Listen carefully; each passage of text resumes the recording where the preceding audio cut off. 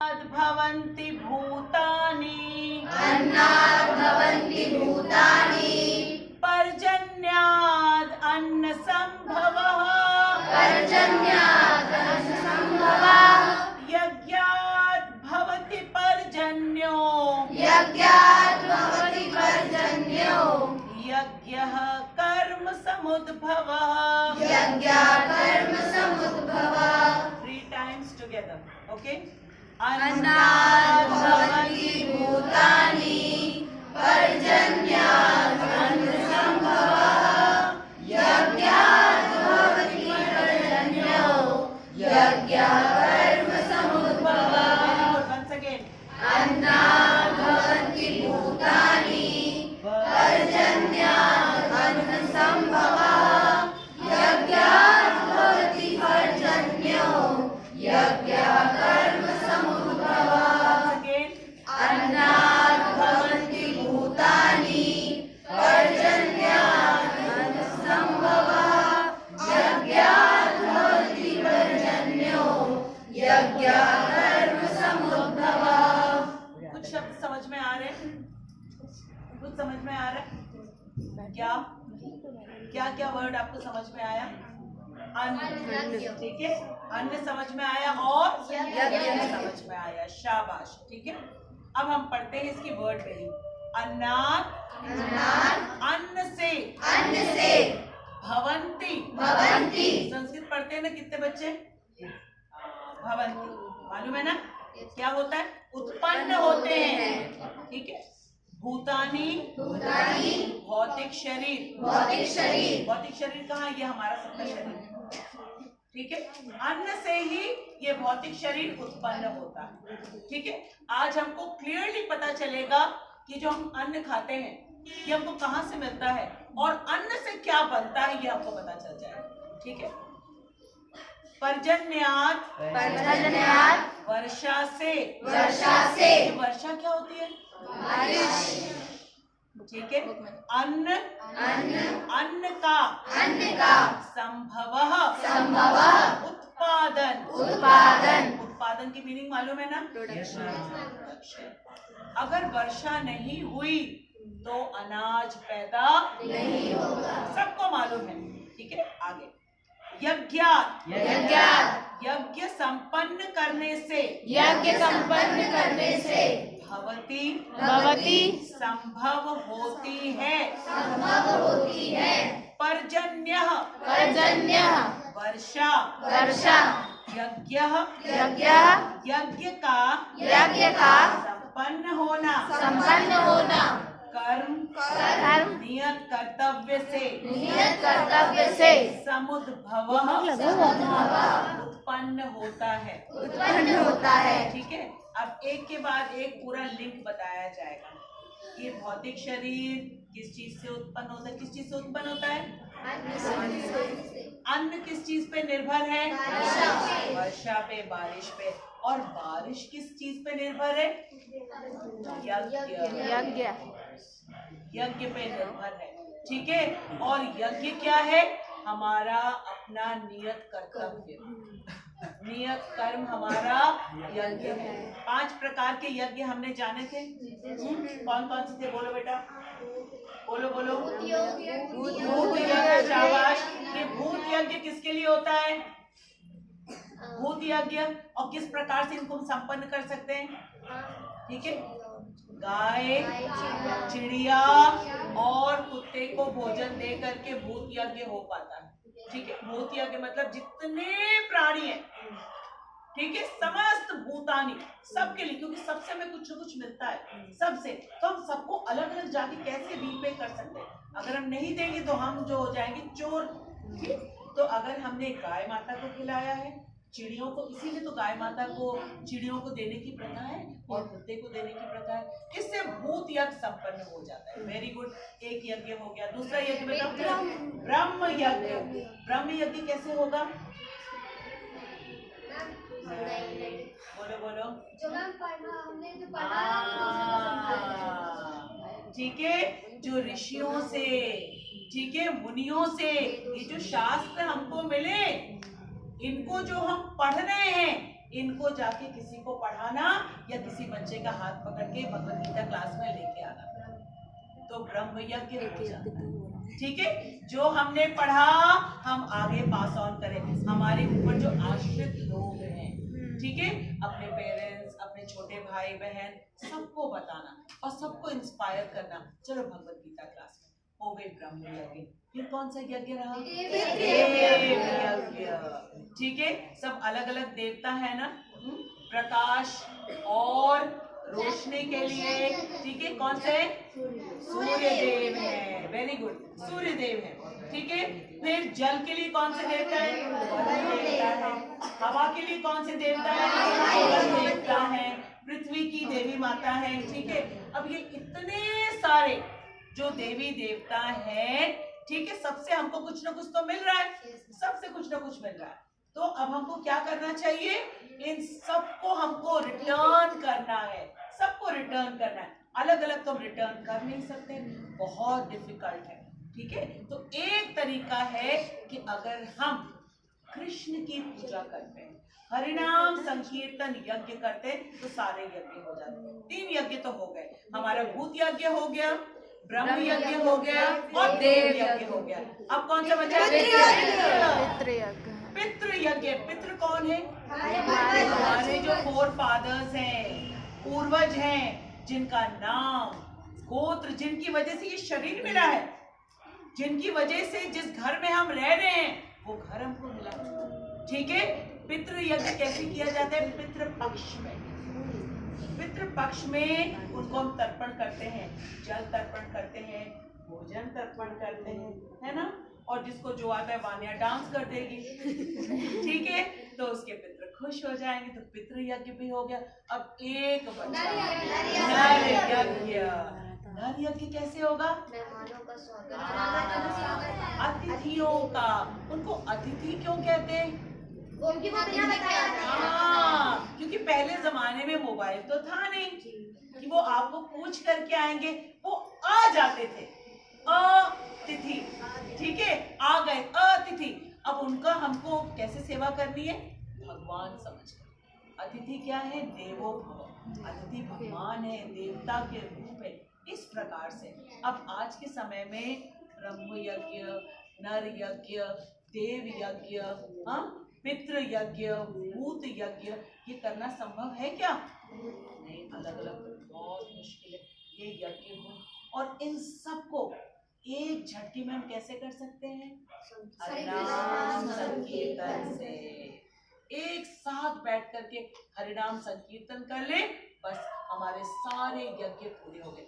और अगर हमने हरिनाम संकीर्तन कर लिया तो पवन देवता भी खुश, पृथ्वी माता भी खुश, ठीक है, सूर्य नारायण भगवान भी खुश, वरुण देवता भी खुश, समस्त देवी देवता, पितृ भी खुश, ऋषि मुनि भी खुश, क्योंकि उनका कहा ही तो हम मान रहे। चैतन्य महाप्रभु ने आकर के हमसे कहा है, हम इसको कर ले रहे, बस खत्म, सो रिलैक्स। ठीक है, तो हमको समझ में आया कि अन्न से ही हमारा शरीर बनता है, लेकिन अन्न की उत्पत्ति कैसे होती है? वर्षा से। कैसे होती है? वर्षा से। वर्षा कैसे हमको मिलती है भाई? यज्ञ करने से। और कौन सा यज्ञ हमको करना है? हरिनाम संकीर्तन यज्ञ। समझ में आया? Very good. अब हम पढ़ना शुरू करते हैं। सारे प्राणी अन्न पर आश्रित हैं। पढ़ो। सारे प्राणी अन्न पर आश्रित हैं। सारे का मतलब क्या होता है? सब।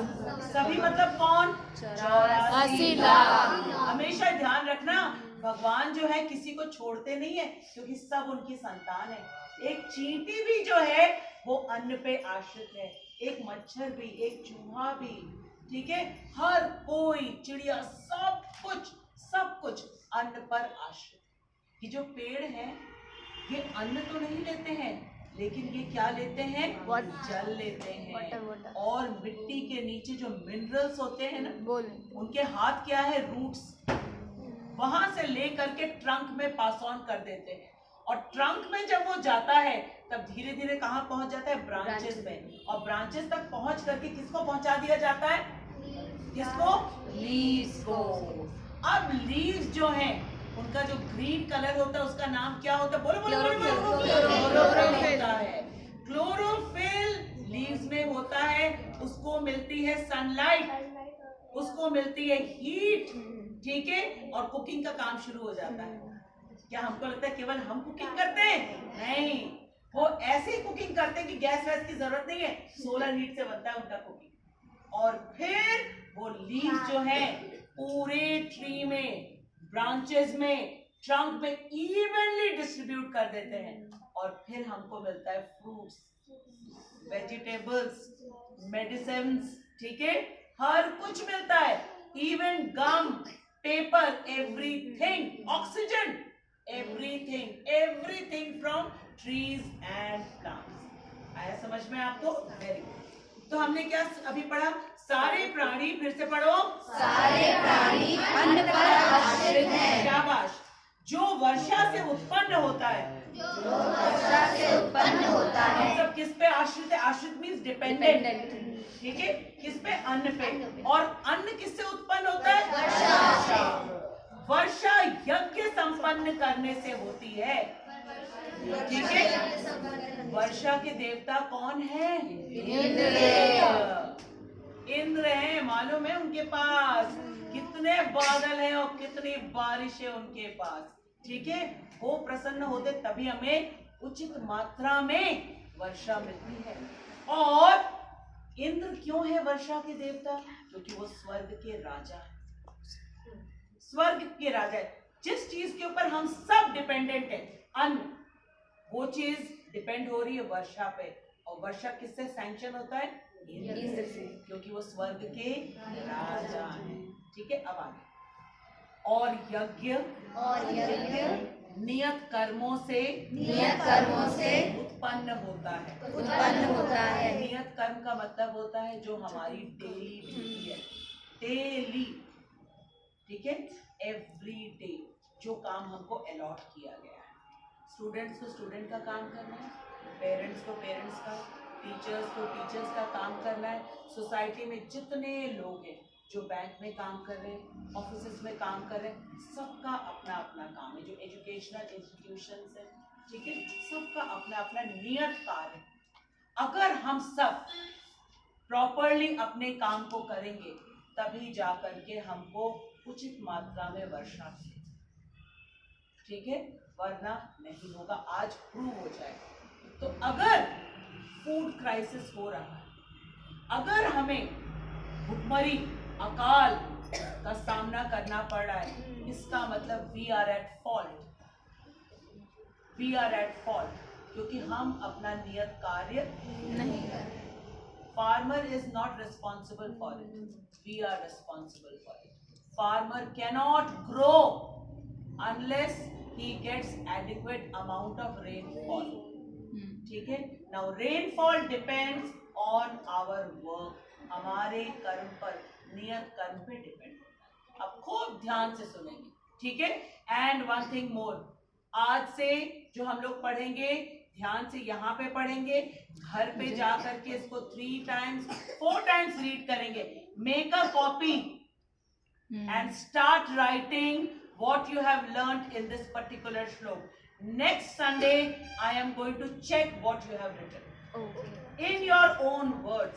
Something small, okay, something small that Krishna is going to become very happy. That's your notebook between you and Krishna. Fine? अब ध्यान से सुनेंगे। भगवत गीता के महान टीकाकार श्री बलदेव विद्याभूषण इस प्रकार लिखते हैं कि ये इंद्रियात् अंग यावस्थितम यज्ञम सर्वेश्वरम विष्णुम अभ्यचर्य तक्षेशम अश्नन्ति तेन तेदह यात्राम संपादयन्ति ते सन्तः सर्वेश्वरस्य यज्ञपुरुषस्य भक्ताः सर्वकिल्बिषैर अनादिकाल विविधैर आत्मनुभव प्रतिबंध निखिलेह पापे विमुच्यते। इसका अर्थ है परमेश्वर जो यज्ञ पुरुष अथवा समस्त यज्ञों के भोक्ता कहलाते हैं। परमेश्वर जो भगवान है, समस्त यज्ञ देवी देवताओं को जो हम ऑफर करते वो अपने पास नहीं रखते, पितरों को जो हम ऑफर करते वो अपने पास नहीं रखते, कुछ नहीं रखते, सब किसको पास ऑन कर देते हैं? भगवान को, श्री भगवान को ऑफर कर देते हैं वो, ठीक है। वो क्योंकि परम भोक्ता है। परम भोक्ता का मतलब क्या होता है? परम भोक्ता का मतलब, हाँ बेटा, फर्स्ट कंज्यूमर, ठीक है। फर्स्ट कंज्यूमर का मतलब है कि वो ही मेन एंजॉयर है, ठीक है। अब इसको हम समझते हैं, ऐसे हम बोल तो देते हैं लेकिन इसको हम समझते नहीं है। परम भोक्ता हम क्यों कहते हैं उनको? हम इसलिए कहते हैं क्योंकि अभी जो मैं बोल पा रही हूँ, मुझे एंजॉयमेंट हो रहा है बोल के, आप सुन रहे हो, सुन के एंजॉयमेंट हो रहा है। तो आपकी जो एंजॉयमेंट है वो किस प्रकार से संभव हो पा रही, बताएं। अन्न से शरीर बनता है और अन्न वर्षा से होता है और वर्षा यज्ञ से होता है, तो डिपेंडेंट है ना। तो अभी मैं बोल पा रही हूँ, आप सुन पा रहे हो, ये किस चीज के ऊपर डिपेंडेंट है? किस चीज के ऊपर डिपेंडेंट है? हाँ, अन्न के ऊपर, ठीक है, अन्न के ऊपर, ठीक है। और बोलो, और बोलो बोलो बोलो। हाँ, यज्ञ, जल, अच्छा ठीक है, वेरी गुड। और बोलो, कौन सी चीज हमारी बॉडी में प्रेजेंट है तभी हम सब कुछ कर पाते?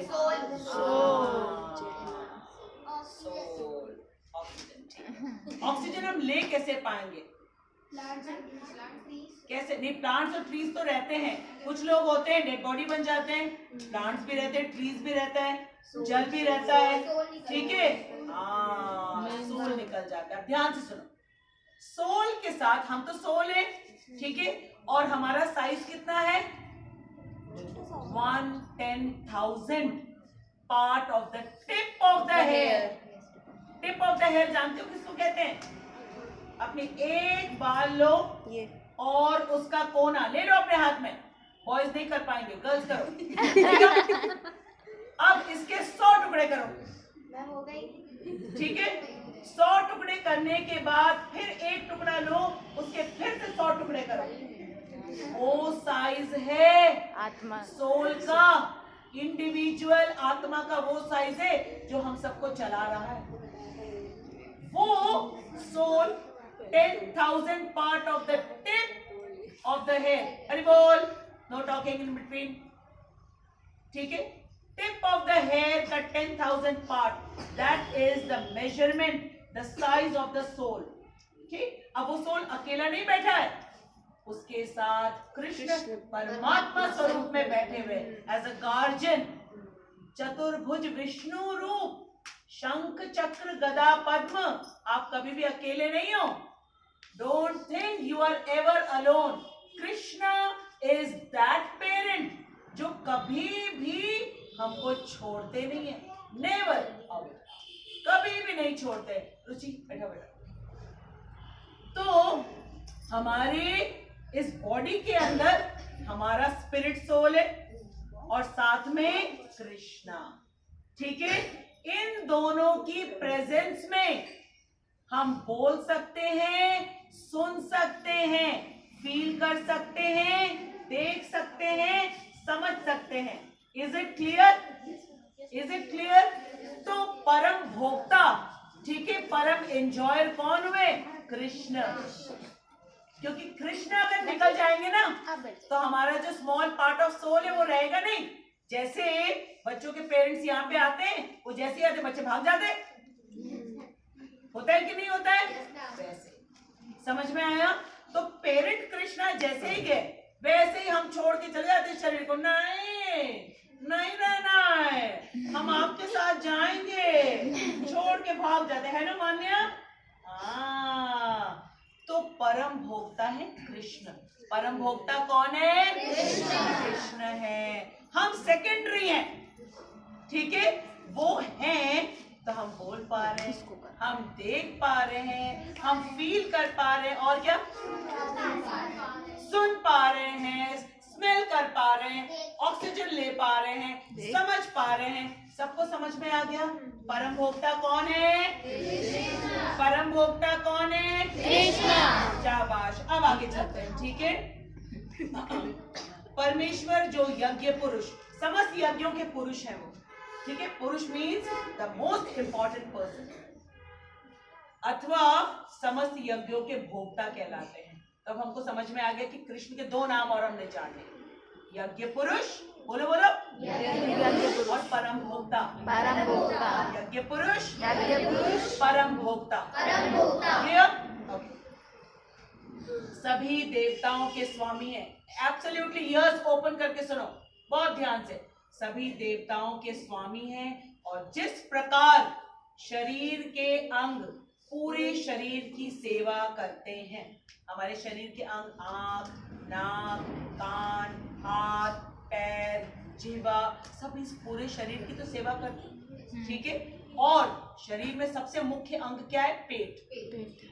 जब पेट हेल्दी रहता है, पूरी हमारी बॉडी हेल्दी रहती है। और अगर पूरा शरीर हमारा ठीक है और पेट गड़बड़ है, तो हम बैठ नहीं सकते, उठ नहीं सकते, खा नहीं सकते, कुछ नहीं एंजॉय कर सकते, ठीक है। पेट का मुख्य स्थान। तो जिस तरीके से हमारे बॉडी के सारे छोटे छोटे पार्ट्स पेट की सेवा में लगे रहते हैं, वैसे ही ये सारे देवता किसकी सेवा में लगे रहते हैं? कृष्ण की, परमेश्वर की। और क्या कहा गया है उनको? किन दोनों नाम से कहा गया है? बोलो बोलो बोलो बोलो। यज्ञ पुरुष और क्या? परम भोक्ता। उनकी सेवा में लगे हुए, और वो हमें सिखा रहे हैं, ठीक है, कि जो वो कर रहे हैं। हनुमान जी किसकी सेवा में लगे रहते हैं? समझ में आया आपको? ठीक है। अब आगे सुनो। उसी तरह सारे देवता उनकी सेवा करते हैं। अब सब देवताओं के नाम आ रहे हैं, ध्यान से सुनो। नेक्स्ट क्लास में मैं पूछूंगी और आपके नोट्स में आना चाहिए सब। इंद्र, चंद्र तथा वरुण, मोस्ट इंपॉर्टेंट देवताओं का नाम लिया गया है। इंद्र, चंद्र। चंद्रमा का क्या काम है? बताओ बताओ। लाइट देना, ठीक है। और शीतलता, शाबाश। और पानी को कंट्रोल भी करता है। करेक्ट। और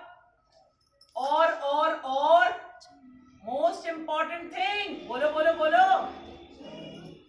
बोलो। नाइट हाँ, नाइट आती है। क्या क्या क्या?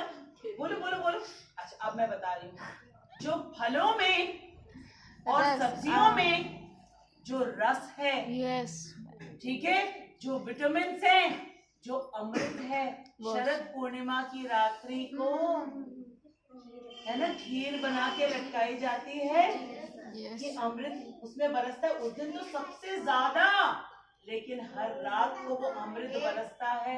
तभी सब्जियों में, फलों में, सब में जो अमृत है ना, अलग कर देते हैं, ये बहुत शैतान है। उसमें जो सारा अमृत है, न्यूट्रिएंट्स है, विटामिन है, तब जाके अलग से बीकोसूल खाने की जरूरत नहीं पड़ेगी, आयरन खाने की जरूरत नहीं पड़ेगी। सारा कुछ चंद्रमा की रोशनी से बरसता रहता है रात भर। दिन भर सूरज की रोशनी से कुकिंग होती है, और लीव में फूड वूड सब आ गया, लेकिन फूड में जूस, खुशबू, न्यूट्रिशन, वो रात में चंद्रमा आकर के करते, चंद्र देवता, ठीक है। तो हमने किनका नाम सुना? इंद्र, चंद्र तथा वरुण। मोस्ट इंपॉर्टेंट, जैसे देवता भगवान द्वारा नियुक्त अधिकारी हैं, भगवान ने अपॉइंट किया उनको अधिकारी, ठीक है। फिर आगे क्या कहा गया है? जो सांसारिक कार्यों की देख रेख करते हैं। सांसारिक मतलब पूरे जगत की, पूरे संसार की। हम लोग थोड़ा थोड़ा काम करते थक जाते हैं, और सोचो कितने बड़े बड़े देवता हैं, और जा करके कृष्ण के आगे सिर झुकाते हैं। कुछ भी अपने पास नहीं रखते, जो हम लोग उनको ऑफर करते हैं सब पहुंचा देते हैं, बिकॉज दे नो कृष्ण परम भोक्ता है। और कृष्ण क्या है? यज्ञ पुरुष, यज्ञ पुरुष है, ठीक है। सारे वेद कितने वेद हैं? 4। नाम बोलो फटाफट। यजुर्वेद, सामवेद, अथर्ववेद और अथर्ववेद। शाबाश, फिर से बोलो। यजुर्वेद, सामवेद, ऋग्वेद, अथर्ववेद। शाबाश। सारे वेद इन देवताओं को प्रसन्न करने के लिए यज्ञों का निर्देश करते हैं। इन देवताओं को हमें हैप्पी करना है, क्योंकि अगर इन्होंने अपनी भ्रिकुटी ऐसी कर ली तो फिर बड़ी प्रॉब्लम हो जाएगी। इंद्र कहेंगे हम वर्षा नहीं देंगे। क्या कर ली है? भ्रिकुटी, आईब्रोज कर लेंगे, बिल्कुल ठीक है, जिससे वे अन्न उत्पादन के लिए प्रचुर वायु चाहिए। वायु क्यों चाहिए भाई? वायु क्यों चाहिए? और मेरी बात आप तक कैसे पहुंच रही है? वायु भाई, वायु। अगर ये नहीं हुआ तो आप सुन नहीं पाओगे। समझ में आया? क्या साइंस पढ़ते हो? ठीक है, वायु अगर नहीं हुआ तो मेरी बात आप तक पहुंच नहीं पाएगी, ऑक्सीजन हमको मिल नहीं पाएगा। ठीक है, दिस इज वायु, पवन देवता। ठीक है, प्रचुर वायु चाहिए, प्रकाश